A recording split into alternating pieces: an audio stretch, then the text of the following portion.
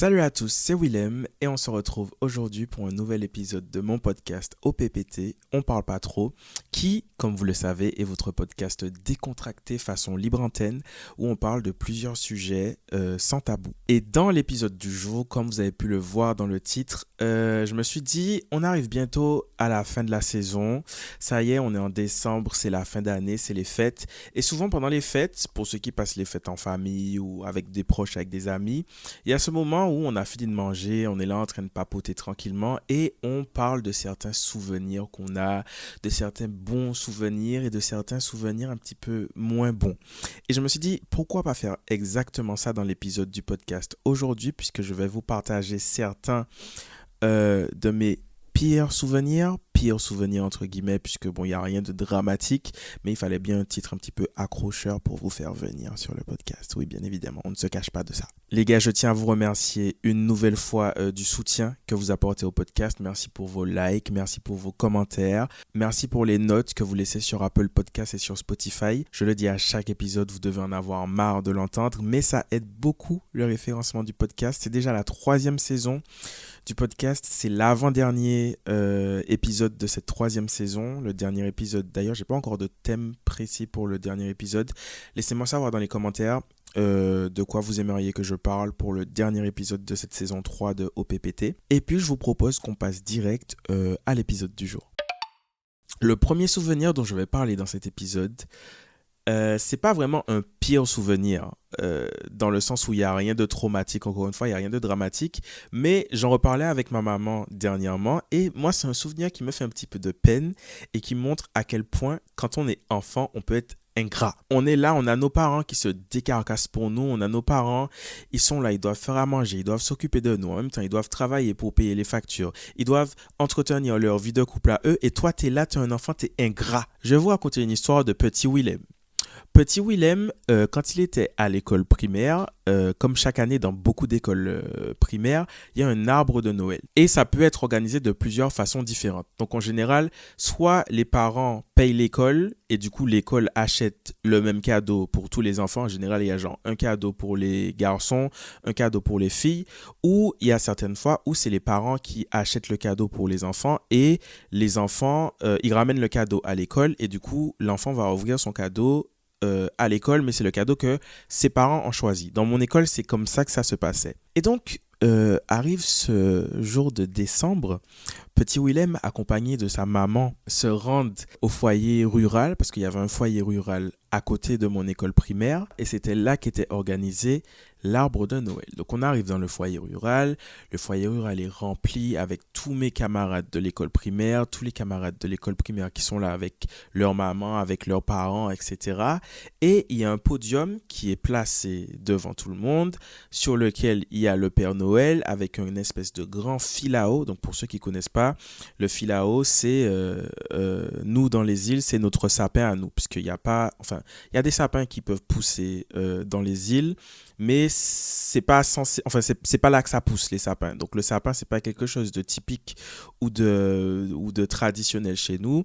Notre sapin traditionnel dans les îles, c'est le fil à eau. Donc il y avait un énorme fil à eau. Il y avait tous les cadeaux qui étaient là. Et en fait, les parents, ils avaient déjà remis les cadeaux à l'administration pour qu'ils puissent déposer sous le fil à eau. Ça veut dire que quand tu étais enfant, tu ne savais pas quel cadeau était pour toi. Tu ne savais pas si tu avais un gros cadeau pour toi ou si tu avais un petit cadeau pour toi. Tu allais découvrir quand on allait appeler ton nom. Donc, l'arbre de Noël commence, le Père Noël commence à appeler les premiers noms et tout. Et moi, j'ai un nom de famille qui fait que j'ai toujours été un peu genre au milieu des listes d'appels. Parce qu'il y a genre souvent autant de personnes avant mon nom que de personnes après.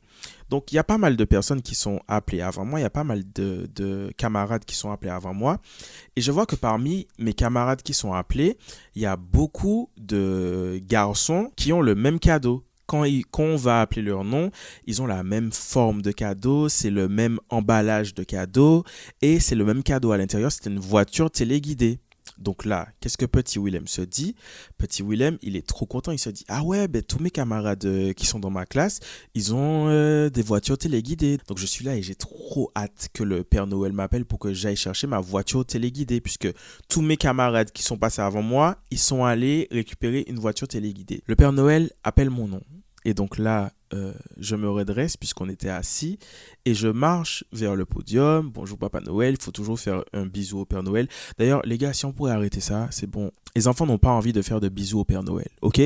On est en 2024, le consentement. Ok, ça marche aussi pour les enfants. On n'a pas envie de faire de bisous au Père Noël avec sa vieille barbe là, de poils de synthétique. On ne veut pas faire de... On ne sait même pas c'est qui.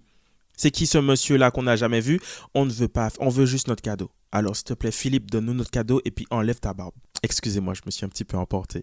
Donc, j'arrive sur le podium et tout. Et là, le Père Noël me remet mon cadeau et il me remet une toute petite boîte. Mais vraiment, une toute petite boîte qui était très mince, qui devait faire peut-être 20 centimètres de longueur. Et en épaisseur, ça devait faire peut-être 2 centimètres. Donc, j'ai cette toute petite boîte, il me donne la boîte et je bug. Je suis en mode, Philippe, tu t'es trompé. Philippe, c'est pas ça que tu devais me donner. Philippe, moi, je veux la grosse boîte avec les voitures téléguidées comme mes poteaux de l'école. C'est ça que tu es censé me donner.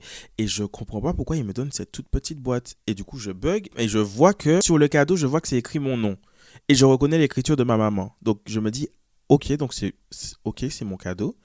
Donc, je prends la boîte et je pense que sur mon visage, ça s'est vu que j'étais triste parce que ma maman m'a dit que j'étais vraiment triste quand je suis descendu du podium. Et je descends du podium et du coup, j'ouvre le cadeau et c'était une montre. Et là, pour vous expliquer le contexte, ça faisait plusieurs mois que je parlais dans la tête de ma maman, je lui disais montre, montre, montre. Je faisais comprendre à ma maman que je voulais une montre, je commençais à apprendre à lire l'heure, ça me passionnait, j'étais trop fier de moi, je voulais une montre. Ma maman, qui est une bonne mère, qui voit son enfant qui est là pendant plusieurs semaines à dire je veux une montre, qu'est-ce qu'elle a fait pour Noël? Elle m'a offert une montre puisque c'est ce que je répétais dans sa tête depuis plusieurs semaines. Sauf que le jour de l'arbre de Noël, tous mes amis qui sont avant moi, eux, ils ont eu des voitures téléguidées. Et je ne comprends pas pourquoi tout le monde a des voitures téléguidées. Et là, moi, j'ai une montre. Moi, je veux une voiture téléguidée. Sauf que ce que petit Willem n'avait pas compris, c'était qu'en fait, tous mes potes qui avaient eu les voitures téléguidées juste avant, ils étaient inscrits au club de foot. Je vous laisse deviner que moi, Willem, je n'étais pas au club de foot. Voilà, pour des raisons que, voilà, moi j'étais un artiste, voilà, moi j'étais un troubadour, moi j'étais un saltimbanque. Et en fait, tous les gars de ma classe qui étaient dans l'équipe de foot en extrascolaire, en fait, leur maman s'était concertée et s'était dit, bon, on va prendre le même cadeau pour tous les garçons parce que, ils traînent ensemble et tout, machin, ils aiment à peu près les mêmes choses. Et en fait, toutes les mamans du club de foot, elles avaient acheté la même voiture téléguidée. Sauf que moi, j'étais pas dans le club de foot. Donc, j'ai eu une montre. Et avec le recul, ça me fait trop de la peine d'avoir réagi comme ça parce que vraiment, ma maman, elle était trop fière de m'avoir offert ça. En plus, elle était présente avec moi, tu vois. C'était même pas pour dire qu'elle n'était pas là, elle était là. Et je suis là comme un ingrat à ne pas apprécier ce cadeau que j'avais moi-même demandé. Donc voilà, maman, si tu écoutes ça, je m'excuse. Et pour tous les enfants qui m'écoutent, quand vos parents vous offrent des cadeaux, soyez reconnaissants. Soyez reconnaissants. Parce que quand ils ont pris le cadeau, ils ont pris quelque chose où ils voulaient vous faire plaisir. Même si peut-être sur le moment, ça ne vous fait pas plaisir parce que c'est pas à ça que vous pensez. Ça part d'une bonne intention. Donc, respectez et honorez ça. Cet épisode de OPPT est sponsorisé par le Snack Élysée. Et oui, vous avez bien entendu, le Snack Élysée a sponsorisé cet épisode de OPPT. Alors pour ceux qui ne connaîtraient pas, le Snack Élysée, c'est une institution avec un I majuscule qui existe depuis plus de 50 ans à la Martinique. Donc ils ont repris un petit peu les codes de la restauration rapide et du snacking et ils les ont mis aux saveurs locales, aux saveurs martiniquaises. Ils proposent une carte très variée avec des menus burgers dont la très célèbre gamme Madras que tout le monde connaît et tout le monde adore, ainsi que de la restauration plus traditionnelle comme des grillades de poulet, de poisson, que vous pouvez accompagner de riz, de lentilles, d'haricots rouges, de légumes verts et bien sûr de la fameuse sauce secrète du Snack Élysée. Il y a également une ribambelle de boissons et de desserts locaux très gourmands et en ce moment, puisqu'on approche de la période de Noël, ils ont sorti les séries limitées avec le fameux burger Sélection Noël et sa généreuse tranche de jambon Noël ainsi que son chutney ananas gingembre. Et pour ceux ceux qui veulent quelque chose de plus traditionnel, qui colle à nos racines, il y a également le ragoût de cochon, le cochon roussi pour ceux qui savent. Eh bien, si vous avez envie de manger snack-Élysée mais que vous avez la flemme de sortir de chez vous, pendant le mois de décembre, la livraison Élysée est gratuite sur l'appli EasyTavi. Je vous laisse toutes les informations en barre de description. Offre limitée pour votre santé, pratiquer une activité physique régulière. J'ai toujours rêvé de dire ça. Deuxième pire souvenir, alors quand j'étais plus petit et que je commençais à être à l'âge de l'adolescence où tu commences à pouvoir sortir avec tes amis, mais pas trop. Donc on avait fait une sortie cinéma avec mes potes et qu'est-ce que les adolescents qui commencent à rentrer dans la puberté et tout, qu'est-ce qu'ils ont envie de voir? Ils ont envie de voir des films d'horreur. On était allé voir un film, je n'oublierai jamais, au grand jamais, le titre de ce film. Ça s'appelait Le Rite. Rien que de dire le nom, ça me hante encore. C'est un film qui... Alors, il y a plusieurs types de films d'horreur. Il y a des films d'horreur qui sont gore. Ce sont des trucs très sanglants, genre les slashers, les screams, etc. Donc, c'est des films d'horreur avec des tueurs en série, etc. Et puis, tu as les films d'horreur sur les trucs de possession. Moi, je peux tout voir. Je peux tout regarder. Mais il y a un truc que j'ai compris ce jour-là, c'est que les films d'horreur sur les trucs de possession, ce n'est pas pour moi.